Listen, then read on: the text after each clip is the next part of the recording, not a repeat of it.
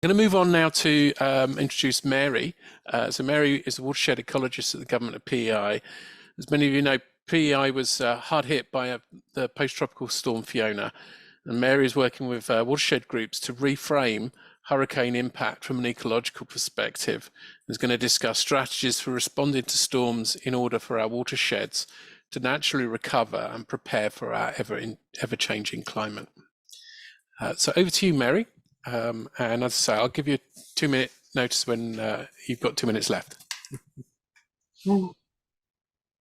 Thank you very much. It's great to be here. That was an excellent presentation, Gavin. I would have to admit, I was a little sad I'm not going to be in your breakout session, so I sent you some questions there. So this presentation that I'm giving today is it's kind of a summary of one that I did last year for the watershed groups. And the one I gave to the watershed groups, it ended up kind of being like a 2 or 3 hour discussion. And it was us kind of working through Fiona and how we were going to approach it. So this is kind of a quick one, but I certainly will, entertain more questions and discussion in the breakout room afterwards. So next slide, please. So just a little background on PEI watershed groups. There's 25 groups that work across the island, and they're grassroots. So they work towards common environmental goals and their relationship builders. They're working with their local communities on solutions to environmental concerns. Also, just keeping in the spirit of what David had earlier, I wanted to say that PEI is also referred to as Epquit. That's the Mi'kmaq name for the island. And I also just want to make mention that when I'm talking about this work, it really is a very big collective effort. It isn't just me. Let's continue on to the next slide.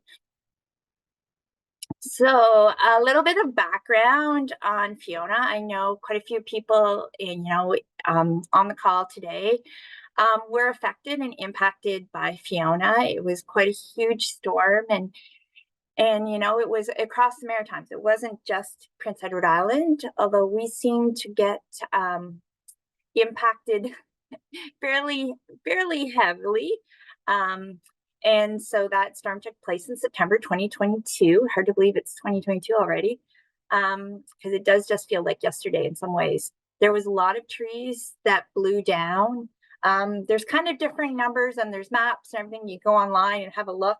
But, it was 79,000 acres blew down. And that was kind of like 13% of all the woodland lost at least 70%, or the trees were affected. So quite a difference. And I always use this picture. I do want to give credit to the Hillsborough Watershed Cooperative. They actually, I think they got a plane to fly over, and you can just see the sheer number of trees down in that part of their watershed. So next slide, please. So the one thing that we always kind of want us to think about, and I think Raina, that's a picture of Raina there from one of the watershed groups, Winter River. I think Raina's on the call.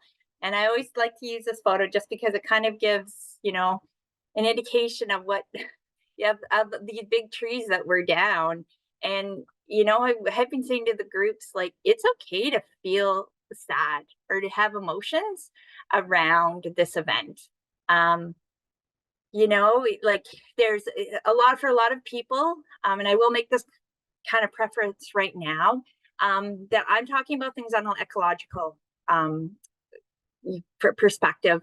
And I don't want to diminish at all the financial impacts that a lot of people did feel as a result of the storm. A lot of people did, lose houses, lost woodlots that were their retirement properties, lost all that. And so I really don't want to diminish any of that, because that is, that was really hard and still is hard. But I do also for watershed groups too, just realizing that, that there are feelings around this. I mean, you're going back out into the woods, and it's still happening because things are still changing, that it's, okay that things don't look the same, and that might make you feel sad. And it is natural to have those feelings. And, I know this spring, summer, fall, we've had a lot of discussions, with groups and really talking about how, and I'll fully admit, there was parts of, forests or riverscapes I went out in, and I cried the first time I saw it, because it was different. but you know, and feeling all your work is destroyed. So I want us all to kind of keep that, you know, I've been saying to people, let's keep that in our feelings and to talk about it. That's completely normal and natural. So next slide, please. But with this, it also, I'm kind of trying to frame the storm as that it was an ecosystem disturbance, but ecosystems are resilient, and they're, you know, these kind of events are part of that process. And you know, plants, everyone is adapted, they're adapted. Plants, trees, the fish, the, you know, the birds, the animals, everyone's adapted. And you know, this is part of forced succession. So you know, now that some of those little seedlings, you picture of one there, that now was under those, you know, the big canopy has a chance to grow taller. And so, you know, you're getting some of that natural succession. The pit and mound creation is happening. You know, when the trees fell over, now you get that depression underneath that might be filled with water, lots of vernal pools, great habitat for amphibians. And you're also, some like grouse are loving it. There were lots of grouse out there drumming. Some species like black ash, this is kind of the disturbance they might need to release their seeds. Lots of snowshoe hares out there. And it also, I'm a watershed ecologist, so, and I tend to work a lot with groups on stream restoration. So it also gives, you know, the benefits of wood in stream ecosystems. So we've been having a lot of conversations about that. So next slide, please. So after, you know, last winter when we were all kind of grappling, what do we do? Like, how do we, you know, move forward? All these trees down.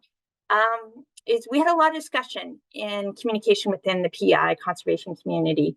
There was workshops put on. You want to have an example of poster there, an example of one put on by Nature PEI and the Woodlot Owners Association, you know, building resilient forests. So people got together and talked about this. I know personally, I had discussions with colleagues in Vermont to talk about their experience in post-tropical storm Irene. And one thing they really told me is really make sure you understand, you know, your like fluvial geomorphological processes, for example, how the stream moves and this, all that, because what they said is the biggest danger is trying to fix something that isn't broken. So these are natural processes and we don't want to go in and make it worse. So next slide there, please. And then again, also putting in perspective what a healthy stream ecosystem is, because sometimes what we think a healthy stream ecosystem isn't exactly the picture of, you know, the processes. So we, for example, we're really good at removing wood. We don't like to see, you know, pictures with wood all over the place because we kind of think, oh, the water won't be able to move or the fish won't be able to move. And so that has kind of changed our perception of what a healthy waterway looks like. And so that's one thing we kind of got to keep in mind is sometimes our perception isn't necessarily what the healthiest component is. So next slide, please. So this was kind of what we worked on with the groups this year. So I was kind of saying we should be doing this in a step-by-step process. So this is a multi-year approach. We're still working on it. It's okay to be working on it for a few years.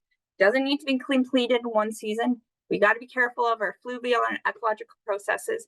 And we really have to think about safety. This was one thing I was really worried about. And this also, you know, safety of people out there, chainsaws, fire risk, all of that, like, and what capacity and resources we have. So, you know, kind of go through, first step, assess the conditions, then develop a plan, and then implement that plan. So next slide, please.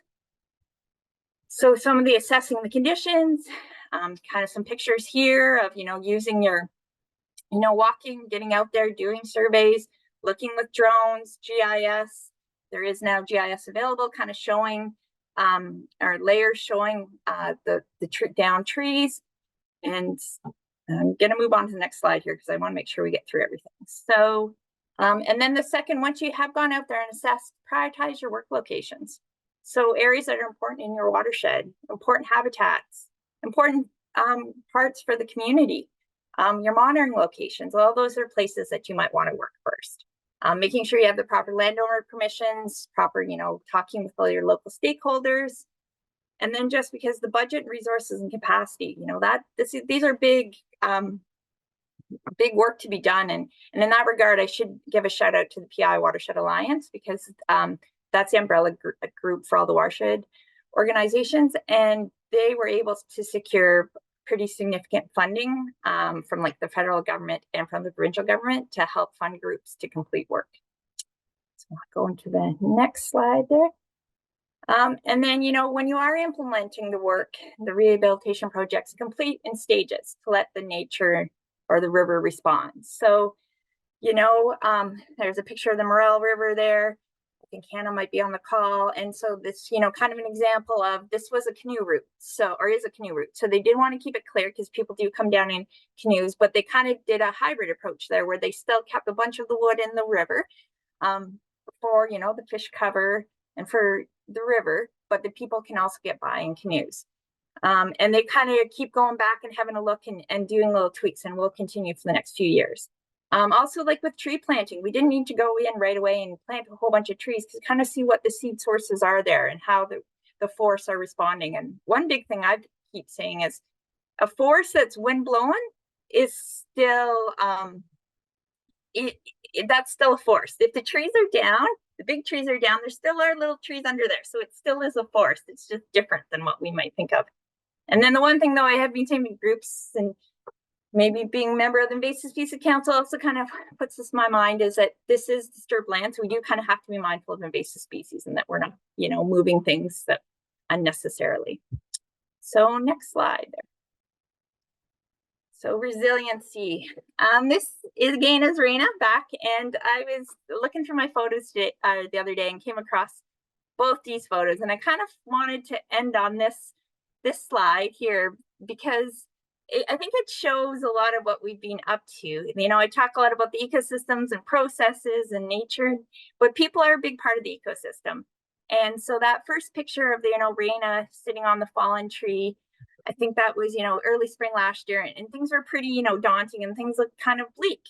And then that's a picture of Raina a few months later on the same tree, and everything's have leaked out, and things look a lot different in the forest, and kind of like I think it kind of is a good picture of how things, we're feeling with things, and how it kind of, well, at least for me, that it wasn't, necessarily all bad. And that's what I've been trying to say to groups is, like, this is an opportunity in a lot of ways.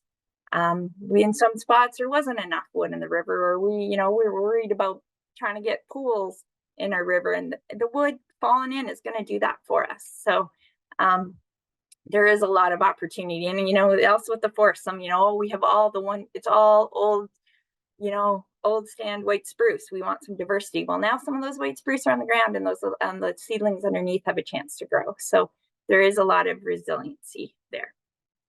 I'll go to the next slide. I guess they're just my final slide there, and me by the river to see. I do get out sometimes. So yeah, with that, I really I'm excited to entertain questions and continue the conversation in the breakout rooms. Thank you. Thanks, Mary. I'm going to, if I can, bring the questions for the breakout rooms. Otherwise, we'll just have a tantalizing start on a good question, and then I'll have to cut it down to move on to the next presentation. But that's really fantastic presentation, Mary. And like you, I wish I wasn't running a breakout room, because I'd like to be involved in that conversation as well about building that resiliency. And your comments about the biggest danger is trying to fix something that isn't broken, that I think was the key learning from the 1987 gale in the south of England that were totally transformed the landscape of southern England. And I was just coming into the environmental sector at the back end of that. Yeah, we look at what's lost and are less focused on what's being gained by this great disruption.